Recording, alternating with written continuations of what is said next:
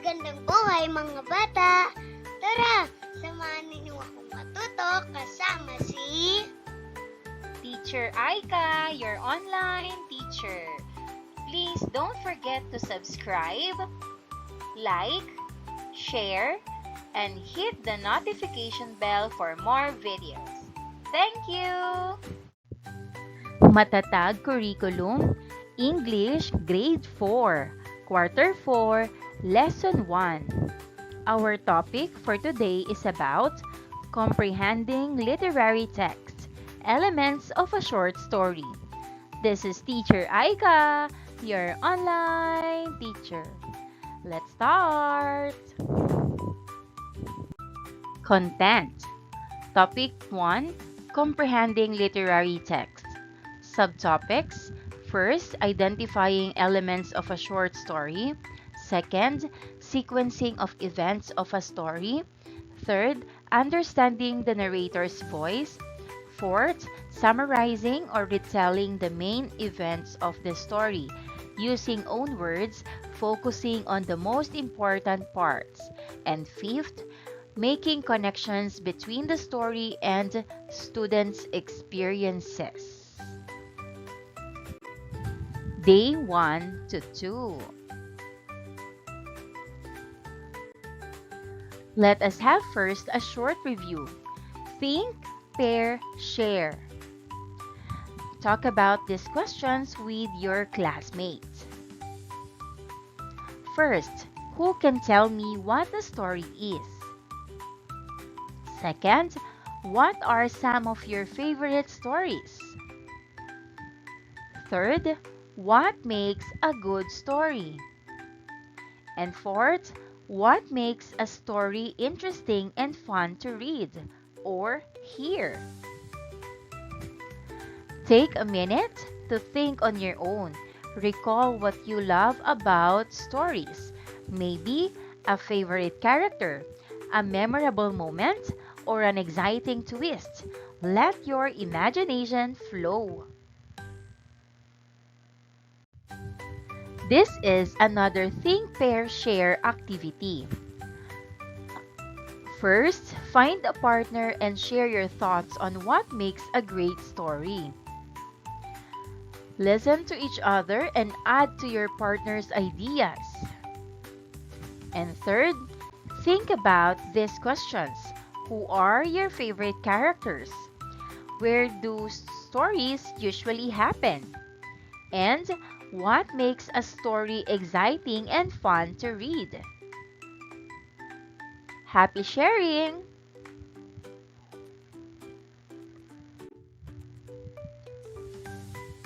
Today, we'll be embarking on a journey to unlock the secrets of short stories. Have you ever wondered what makes a story exciting, funny, or even scary? By the end of this lesson, you'll be detectives, uncovering the key ingredients that make a short story tick.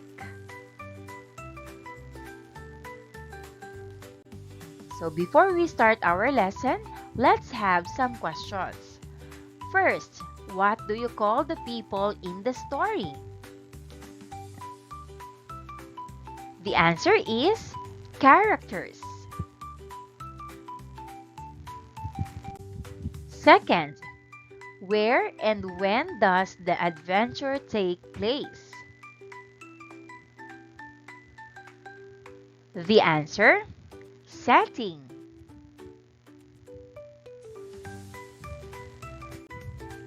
Third, what happens throughout the story?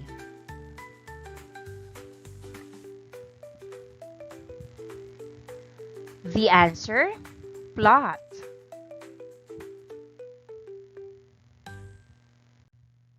Fourth, what challenge do the characters face? The answer, problem.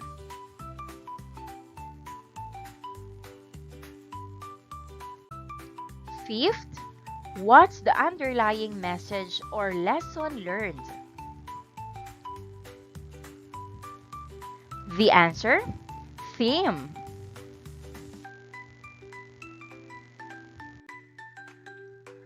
Understanding these story elements will help you become great storytellers. You'll see your favorite stories in a new way and even start creating your own exciting stories. Let your imagination lead the way. Unlocking content vocabulary. Directions: match the terms on the left with their definitions on the right. Write the letter of your answer in the provided space below. Here are the choices: A. Plot, B. Setting, C. Theme, D. Conflict, or E. Characters. Number 1. The main idea or lesson learned from the story. The answer is letter C. Theme. Number 2. The problem or difficulty the characters face. The answer is letter D. Conflict. Number 3. It tells where and when the story happens. The answer is letter B. Setting. Number 4. The people or animals or even things who come to life in a story.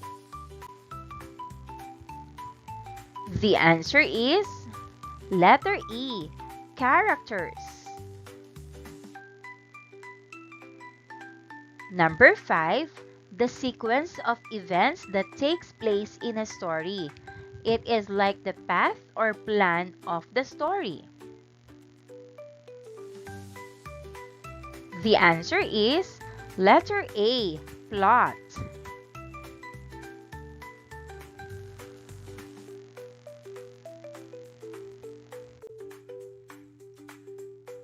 Explicitation. Directions: choose a story from our past lessons and think about these questions.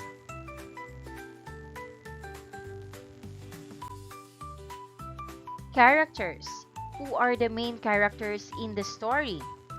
How can you tell they are important? And what are some clues about their personalities or goals? Setting. Where and when does the story take place? Does the setting affect the characters or the events that happen? How?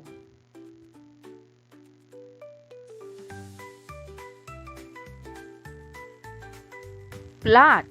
What happens in the story? Can you identify a beginning, middle, and end? How are these events connected?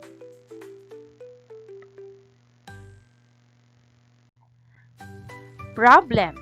What challenge or obstacle do the characters face in the story? How do they try to overcome it?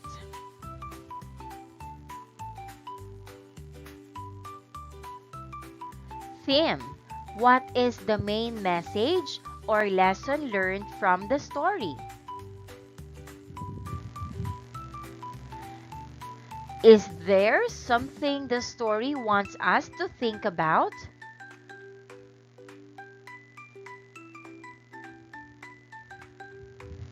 Point of view. Whose eyes are we seeing the story through?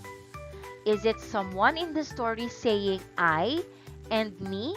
Or is it someone telling us about the characters from the outside?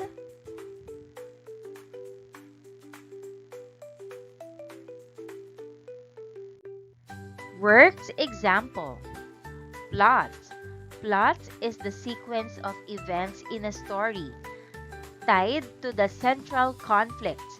It develops as the protagonist struggles with a problem, finds a solution, and eventually accepts the outcome.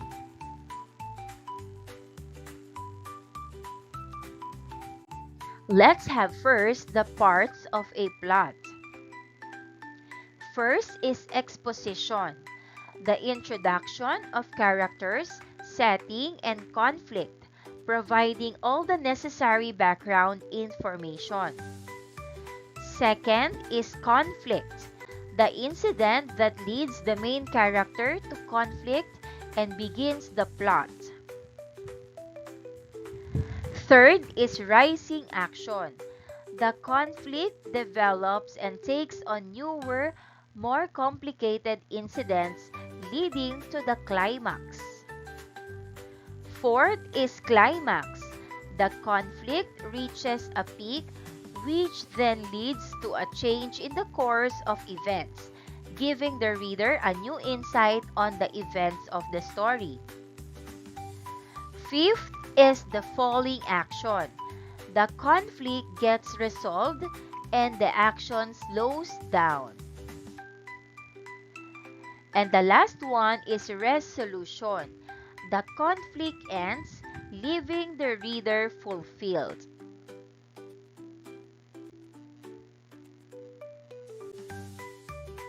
Next, we have character. Characters represent the people, animal, or other figures who appear in your stories. They perform actions and say dialogue to move the story along. Without characters, a story can't exist.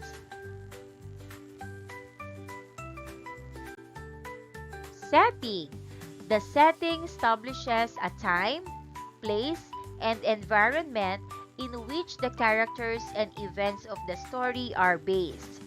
It is the time and place in which the events in the story happen.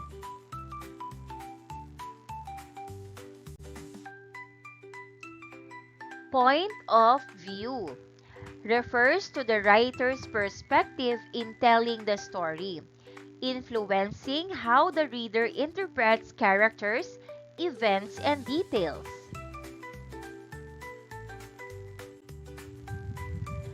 Conflict. Conflict is closely linked to the theme of a narrative. It motivates the characters and affects the plot. It usually surfaces when the protagonist or the main character faces an obstacle or hardship. Conflict forms the heartbeat of a story. So, the story needs to have a defining conflict to impact the reader's mind. Theme. A theme is what children would call the moral of the story. It can be the subject of the story or the main idea that runs through it, or simply the message that is conveyed from the writer to the reader through the short story.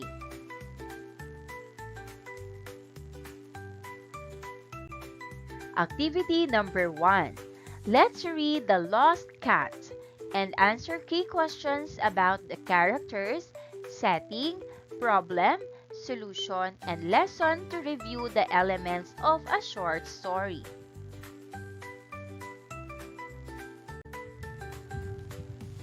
Muning, a fluffy orange cat, loved playing and exploring her backyard. One sunny afternoon, her curiosity led her on an adventure. She squeezed under the fence and found herself in a maze of unfamiliar streets. The world was much bigger and louder than her usual stamping ground. Muning felt a pang of fear. She was lost. Meows escaped her throat, a desperate plea for someone to hear her.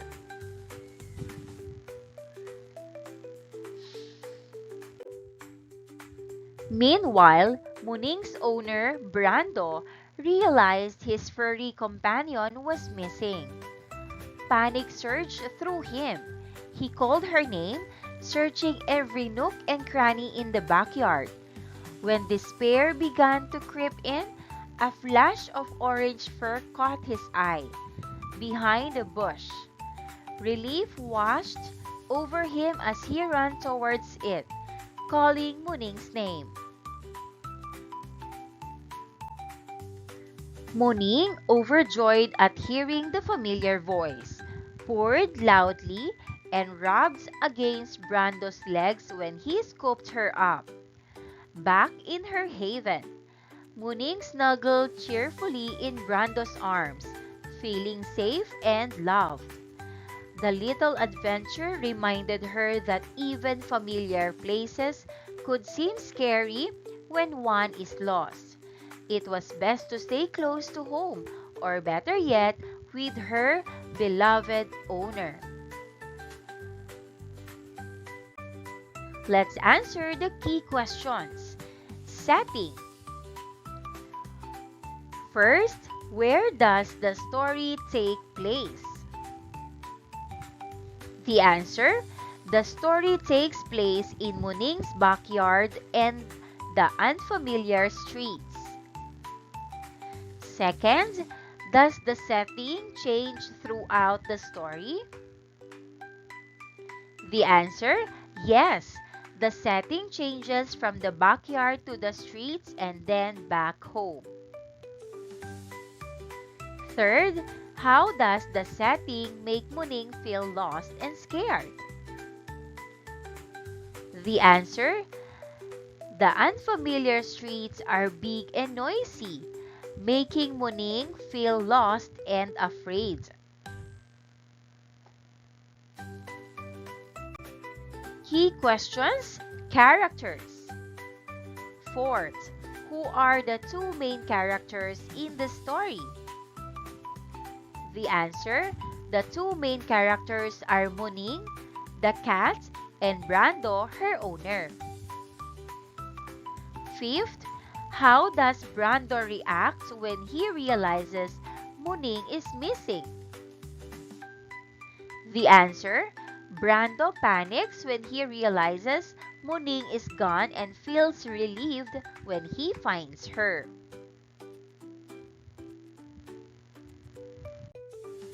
Key questions, plot. Sixth, what happens after Muning squeezes under the fence? The answer, she gets lost in a maze of unfamiliar streets and feels scared. Seventh, how does the story end? The answer, Brando finds Muning, takes her home, and she feels happy and safe again. Key questions, conflict or problem. 8. What challenge does Muning face in the story? The answer, Muning gets lost after wandering too far from home.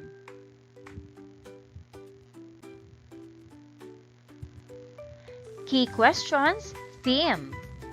9. What lesson does Muning learn from her adventure? The answer, Muning learns that even familiar places can be scary when you're lost, and it's safer to stay close to home or with someone you trust.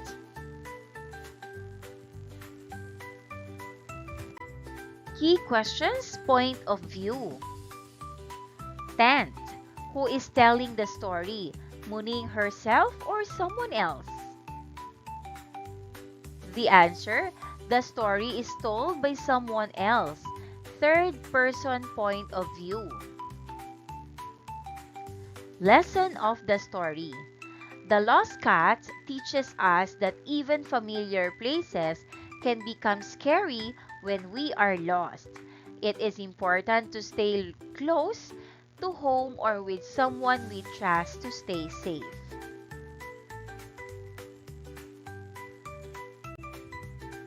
Activity number 2.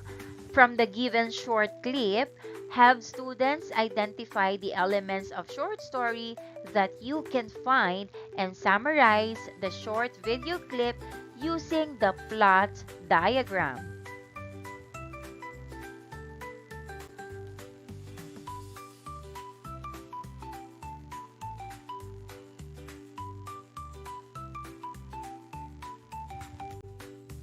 Activity number 2, answers for wisdom of the geese. So after watching the short clip, here are the elements of the story. Setting. The story takes place in the sky as the geese fly together in formation. Characters.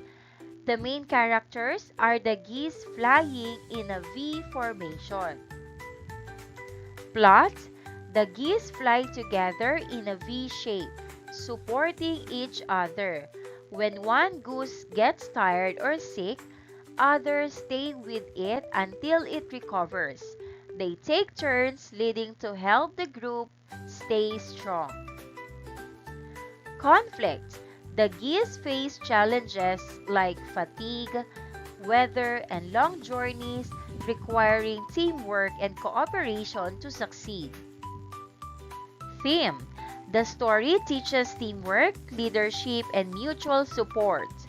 It shows that by working together and helping one another, we can achieve more. Point of view. The story is told by a narrator, third-person point of view.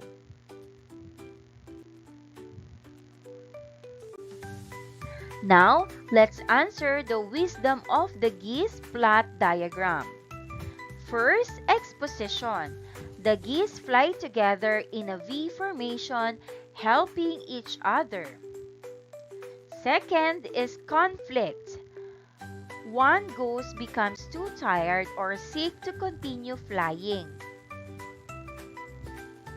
which challenges the group's teamwork and support for one another. Third is rising action. The leader gets tired and another goose takes its place. One goose falls behind due to illness. Fourth is climax. Two geese stay behind with a tired goose, showing teamwork and care. Fifth is falling action. The resting goose recovers and they continue their journey together. And last is the resolution. The geese successfully reach their destination by working as a team.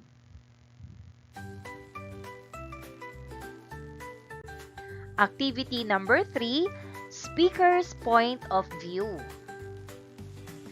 Point of view is the writer's way of deciding who is telling the story, to whom. Establishing a clear point of view is important because it dictates how your reader will interpret characters, events, and other important details. So there are 3 kinds of point of view: first person, second person, and third person. First person. In first person point of view, the reader accesses the story through one person. It's like reading the main character's diary.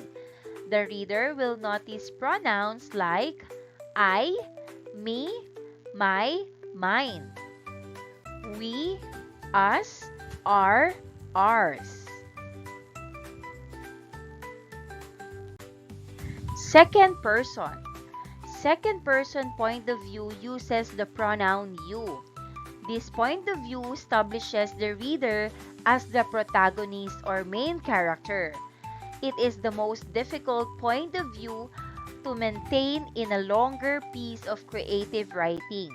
As a writer, the goal is to make the reader be engrossed, engaged, enthralled, and involved. The pronouns are you, your, yours. Third person. In the third person omniscient point of view, the narrator knows everything about the story, including the thoughts and feelings of all characters. The pronouns are he, she, it, they, them, their, theirs, and the character's name. Example, Muning, Brando, the Geese, etc. Role-playing activity, exploring points of view through group presentations. Mechanics, divide the class into 5 groups or adjust based on class size. Assign each group a specific point of view to showcase in a short scenario. Group assignments. Group 1, create a short scenario using first-person point of view. I, me, my, we. Group 2, create a short scenario using second-person point of view. You, your. Group 3, create a scenario using third-person point of view. He, she, they, names. Time allotment. Brainstorming, 30 minutes to plan the script and presentation. Presentation, 15 minutes per group. Peer evaluation, 5 to 10 minutes after each presentation for feedback. Goal, help students understand how different points of view change the way a story is told. Day 3 to 4. Have another story. Lesson activity, The Lion, the Witch, and the Wardrobe. Summary by C.S. Lewis.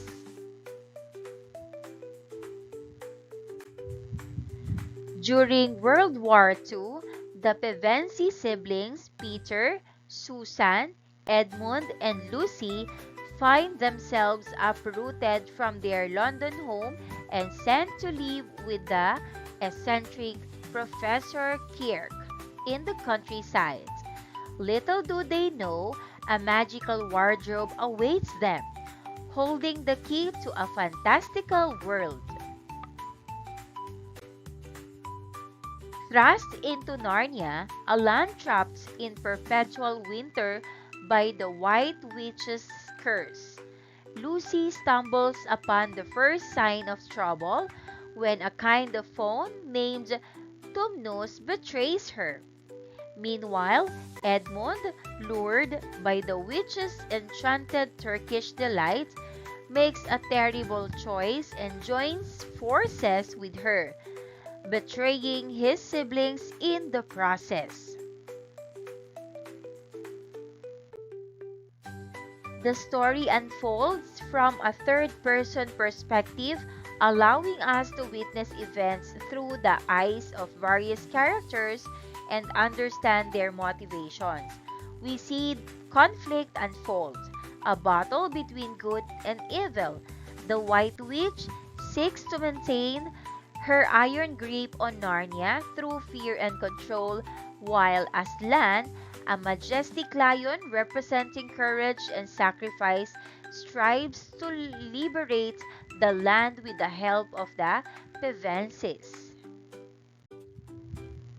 Guided by the loyal and wise Mr. Beaver, the siblings eventually meet Aslan. Their journey becomes a test of the courage and character, forcing them to confront themes of loyalty, temptation, the power of belief, and the ultimate triumph of good over evil. Through Aslan sacrifices himself, he is miraculously resurrected, leading the children to victory against the White Witch.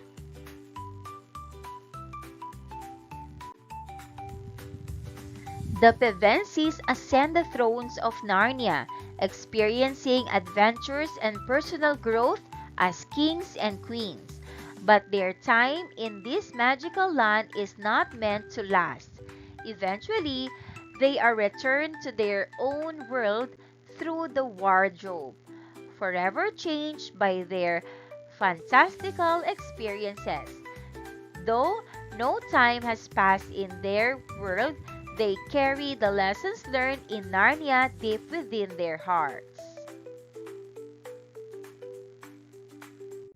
Activity number 4, summarizing, making connections and creativity. A. Narnia newspaper, summarizing and creativity. Materials, large sheets of paper, markers, crayons. Instructions. Headline. Each group writes a catchy newspaper headline summarizing the main events of the story. Example, Pevensy's siblings rule Narnia, or White Witch defeated. Articles. Each member writes a short article about different parts of the story, such as Lucy discovers the wardrobe, Aslan's sacrifice saves Narnia, the battle for Narnia, Pevensis versus White Witch. And illustrations decorate the newspaper with creative drawings to bring the story to life.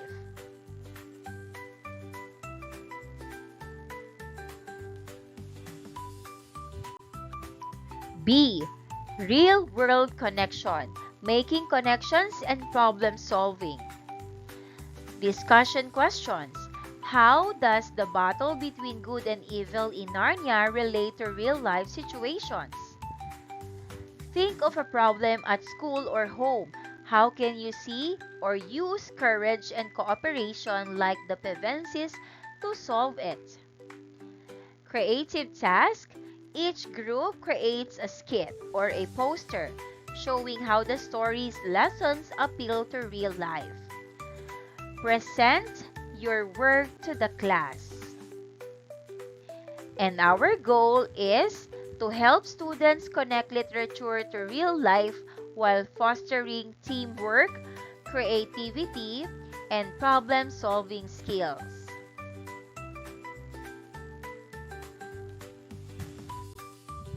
Activity number 5, plot sequence of events. Sequencing events to create a plot summary. Use the summary of the lion, the witch, and the wardrobe to map out the key events of the story using the diagram below. We need to answer the exposition, conflict, rising action, climax, falling action, and resolution. Let's start! Let's answer. First, exposition. The Pevensie siblings are sent to the countryside during World War II and discover the magical wardrobe leading to Narnia. Second, conflict. The White Witch rules Narnia with fear, keeping it in a never-ending winter. The Pevensie siblings must work together with Aslan to defeat her and restore peace to Narnia. Third, rising action. Lucy meets Mr. Tumnus. Edmund betrays his siblings to the White Witch, and the Pevensies learn about Aslan and the prophecy. Fourth is the climax. Aslan sacrifices himself to save Edmund, but he is resurrected and leads the battle against the White Witch. Fifth is falling action. The Pevensies fight alongside Aslan's army, defeat the White Witch, and free Narnia from her rule. And the last one, resolution.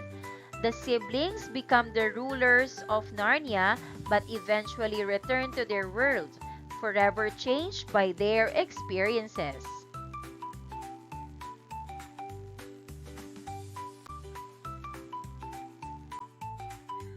Questions and answers related to unity and cooperation.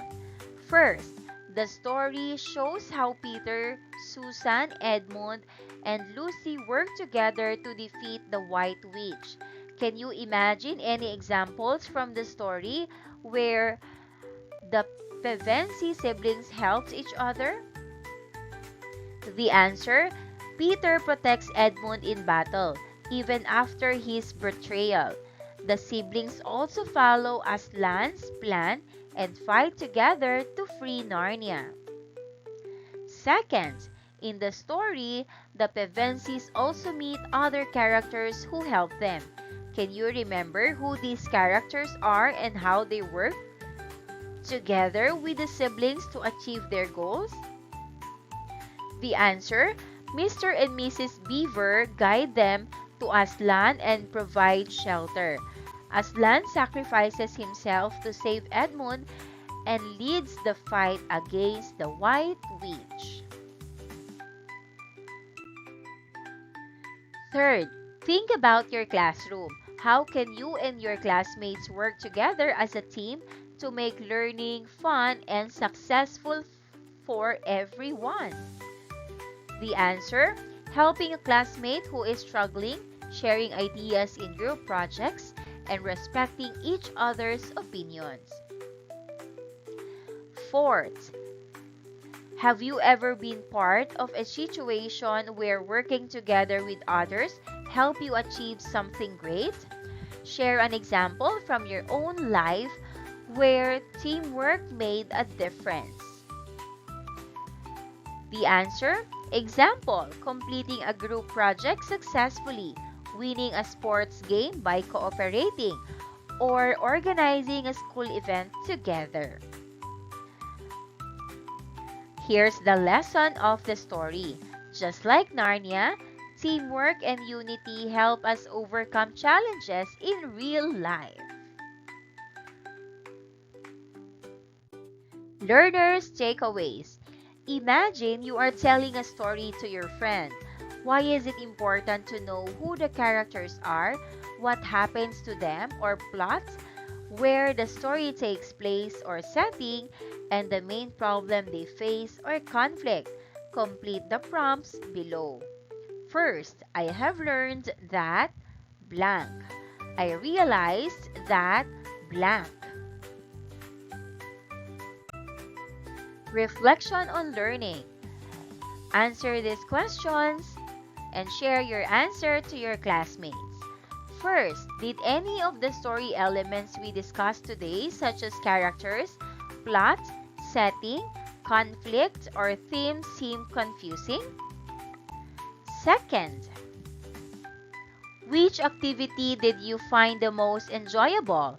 Was it mapping the story, acting out the characters, or perhaps something else?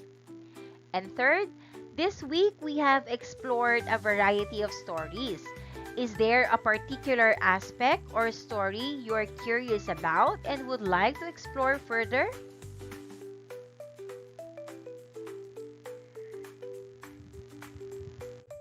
Let's do the formative assessment. Choose one story, The Lost Cat or The Lion, the Witch, and the Wardrobe, and create a comic strip summarizing its main events with pictures and captions. Maraming salamat sa panonood! Huwag kalimutang i-like at mag-subscribe para sa higit pang educational content. I-click ang bell icon para ma-update ka sa ating mga bagong video. Salamat!